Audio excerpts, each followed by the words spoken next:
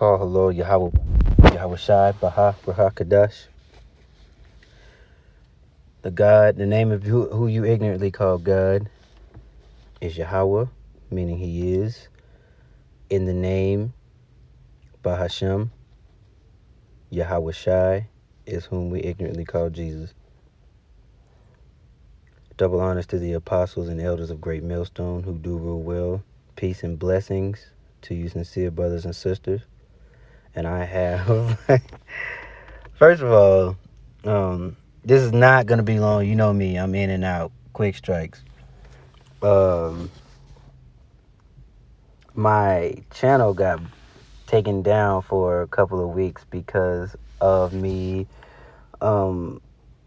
posting a cocktail for maximizations. So to avoid getting this taken down again, I got to make sure I say the right thing or say the wrong thing and that you understand the right thing. 3 things. I had a dream. I want to show you this clip. And secondly, I want to go into a news article, all of which I will post, and at my backup channel where I posted some other stuff. While this channel was down, I'll post all that in the description box, Lord willing. Watch closely. Nigga,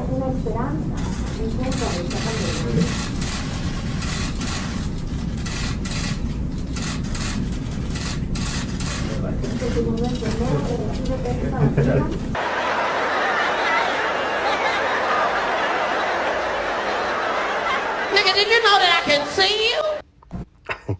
You see that? Hey, look, man. Okay. There's plenty of evidence about this nonsense going on, so I'm not going to go too deep into it. And just look. Okay? And they're not going to force it right away. They're just going to make life difficult for you until you cave. Pray and fast and pray that Yahweh Bahashem Yahweh Shai gives you the strength and the spirit to stand in that time. Because what does this lead to? It's been said every time, you should know. This is the precursor to the chip, okay? Which is the mark of the beast, point blank, period. And if the off chance, which through faith I believe it is, but if the off chance that it's not, you shouldn't take it anyway. Because you're giving a being lesser than you control over you. Okay? Secondly, actually I'm going to leave it on this screen for this article, but I want to tell you about this dream I had, and it was hard to kind of remember, but there were a lot of vacant houses. Well, first off, I was standing, I don't even know, I feel like they could see me, but they couldn't, or they knew I was there, but they weren't bothered by my presence. It was a group of like 4 or 5 men and a female, and we were in a couple, I know they raided a couple vacant houses, and I was just following them. I was there, but I didn't act, I didn't move. I don't think the people that they assaulted saw me. They just saw the horror of what was coming. And, you know, I could be wrong. This is just me speaking as a man, but, I mean, according to 2nd Ezra 16, it looked a lot like that, where it says, the enemies of a man. That might not be 2nd Ezra 16, but if you read the 2nd Ezra 16 chapter, it does go into a lot of, what it's going to be like in the times to come. But, okay, moving on. I ended up in a car with these guys, and they were talking like, man, I'm hungry. I need to go find something to eat. We need to go get this. We need to go get that. And he was like, all right, well, how we gonna get it? And then he looked at him like he was crazy, like, what the fuck you mean, how we gonna get it? And Jake, he was like, all right, say less, bet, let's go. And I was in the car, and I was sitting in the middle in the back seat. There was a driver, and there was someone in the passenger, and there was somebody to my left and to my right. And They drive down the street and they just start opening up fire on random people, and then they hop out and take everything that they need and then get back in the car. And then things kind of went blank, and I come back to, I guess, in the dream, and it's another scene, and we're in this vacant house, and they're just talking about, who they're going to take from, and who has a stash house here and who has a stash house there. And it wasn't drugs. It was simple things, simple raiment that we go and get from the store every day. And then I woke up, and it was a really quick dream, and I thought about it, and I prayed on it. And even if this was just a dream, the scriptures say that there's this time that's coming is not going to be like any other that was before. And there's another passage, and I think it's in Maccabees, where you see, I could be wrong, please correct me if I'm wrong, but I mean, basically they was dashing babies' head, they were hanging babies by the neck, let alone the time we endured in slavery under this devil, how they did us, and that could only be a left-handed spirit of the Lord, how evil it was. If you go and look about on what they've done, hanging, how much you got to hate somebody to hang them and then burn them, and they would cut off their rods and keep them in glass jars for souvenirs. But even still, the word said there's a time there's never been before. Matter of fact, I don't want to keep rambling and ranting, or at least let's get a scripture for that. But I'm gonna put my finger in this right here. I can't recall them off the top of my head. I gotta Google search them real quick. I'm not that good yet, but y'all right this out. I get good. I can recall these things.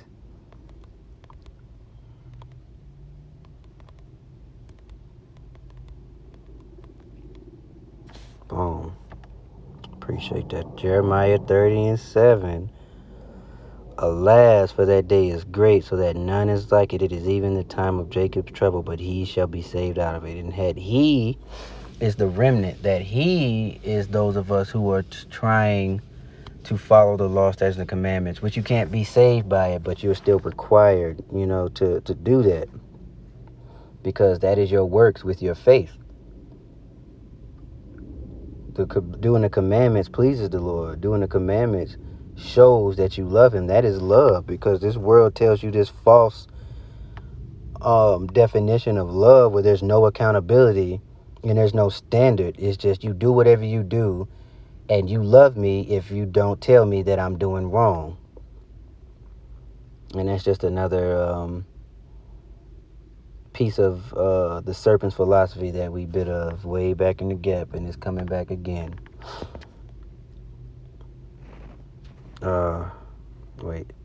Let's go. So lastly, I want to look at this, and I'll post this. You can read it on your own, but these are just little quick strikes. These are just warnings. Lord willing, I can come back with something else, but for now, I'm going to go into this. So this was back in 2006. A pastor has come forward to blow the whistle on a nationwide FEMA program, which is training pastors and other religious representatives to become secret police enforcers who teach their congregation to obey the government. And you know what they're going to use? Romans 13, where it talks about not bucking up against who the Lord put in power.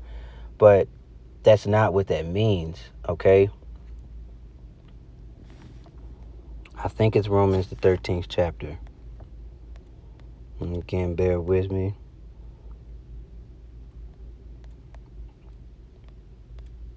Oh, good, it's not that long, okay? Oh, let every soul be subject unto the higher powers. And I know when I was in Christianity, I didn't go into like the Blue Letter Bible and go into the Greek, into the Hebrew to see what actual words meant. Because this is an Eastern book, and In its original form, these were complete languages. English is not a complete language. And you have to bear that in mind, that just because you read something and you read it here like this, that doesn't mean that it pertains to how you would read it now. Dialects are different. Slang is different. Only thing that hasn't changed is the spirit in which has been regenerated here over and over again. Okay? Let every soul be subject unto the higher powers, for there is no power but of God. The powers that be are ordained of God. So that is pertaining to prophecy. Like every nation that Yahweh Bashem Yahushua has put up, he gave them that power. Even this nation that is above us right now, he gave them that power. So that is not for you to be a zealot and try to take up the sword and fight against them. That's why, because you cannot fight against what the Lord has set up. If he prophesied that Assyria would rule, and then that Babylon would take them down, and then Persia would take them down, and then the Greeks would take them down, there's nothing that our people, obviously, as you can see, there's nothing that we could have done about it, because that was what was ordained, point blank, period. But the church and the government, the church and the state was never meant to mix, so you have to be careful with those 501c3s. Whosoever therefore resists the powers resisteth the ordinance of God. They that resist shall receive to themselves damnation. For the rulers are not a terror to good works, but to the evil. Wilt thou then not be afraid of the power? Doth that which is good, and thou shalt have praise of the same. For he is the minister of God to thee for good. But if thou do that which is evil, be afraid. For he bereaved not the sword in vain. For he beareth not the sword in vain. For he is the minister of God, and revenger to execute wrath upon him that doeth evil. So when you see our people getting shot down in the streets, which you're going to see more and more of, because the race wars are coming, there's a famine. A lot of places, a lot of essential workers are going on strike, which is going to cause a major strain. At the same time, nothing has died down as far as foreign policy and war in the quote-unquote so-called Middle East is concerned. Nothing has changed. Things are still ramped up. This is just all about the crown right now. Everything is about the crown. But I suggest that you look into world news, world media, and see that, things are happening and they're excelling quickly. This is 2nd Ezra 16. I wanted to grab a couple things in there, and then I'll go back to the FEMA. But, must be the Spirit wanting me to go into this. The 2nd Ezra 16:8. The mighty Lord sendeth the plagues, and who is he that can drive them away? And there are real plagues coming, not one that these so-called rulers can control. Like, there's one in India right now that people are dropping dead from. Do your research on that. A fire shall go forth from his wrath, and who is he that may quench it? He shall cast lightnings, who shall not fear? He shall thunder, and who shall not be afraid? The Lord shall threaten, and whom shall not be utterly beaten, and who shall not be utterly beaten to powder at his presence. This don't sound like sweet Jesus to me. The earth quaketh, and the foundations thereof. The sea ariseth up with waves from the deep, and the waves of it are troubled, and the fish thereof also before the Lord, and before the glory of his power. I'm going to move down just a little bit. The fire is kindled. This is 15. And shall not be put out till it consume the foundation of the earth. They coincide with, his word will not come back void. If he said this was going to happen, you better believe it's going to happen. Just like you believe that the blessings are coming, this has to come first. And Lord willing, I'm among those men that I can stand, that the Spirit is given unto me to stand. or to fulfill my lot, rather I should say, and to allow his will to be done. And we should all be in that spirit, for those who have the ear. Moving on down to 18. The beginning of sorrows, a great mourning, the beginning of famine and great death, the beginning of wars, and the power shall stand in fear. The beginning of evils, what shall I do when these evils shall come? Behold, famine and plague, tribulation and anguish are sent as scourges for amendment. Look the word up, amendment. But for all these things they shall not turn from their wickedness. So even still, because that, what does he say? My people are stiff-necked people. Or there's another scripture that says the ox knoweth his owner. And there's another scripture that says my people are sottish. And that is so true. When Yahweh Shai Shai opened my eyes, I saw it clear as day. And it really just, I got vexed to the point where I just kept to myself. Moving on. Verse 22. Wait. Okay, yeah. No, for 21. Behold, victuals shall be so cheap upon the earth that they shall think themselves to be in good case. And even then shall evils grow upon the earth. Sword, famine, and great confusion. Why? Because at this time, the prophets and YouTube and all of this stuff that we go to for understanding won't be around. And if you don't have it now, if you ain't getting it while the getting is good, you ain't gonna get it, and you gonna get got. Verse 23. And the dead shall be cast out as dung, and there shall be no man to comfort them. For the earth shall be wasted, and the cities shall be cast down. And that's kind of what my dream has looked like. I've seen death in real life, and it didn't shake me up. Not to this proportion or magnitude, but this death in the dream didn't bother me either. It's just, it was something that I felt, through the spirit I should share, because it just seemed like this is what it's gonna look like. This is a small glimpse of 2 Ezra 16:23, because there were dead bodies just laying in the street, and nobody ran out to come and pick them up off the street. Nobody ran out to say, oh my gosh, the child is dead in the street. People just carried on, or they got out of the way to save their own hide. And you can finish 2 Ezra 16, because there's like 70 verses. 70, close to 70 verses. And I have highlighted, 27 through 46 I have highlighted. But all of it is good. Okay? I'm going to go back to this FEMA article about how these false prophets are going to tell you to obey and be in transgression. Okay?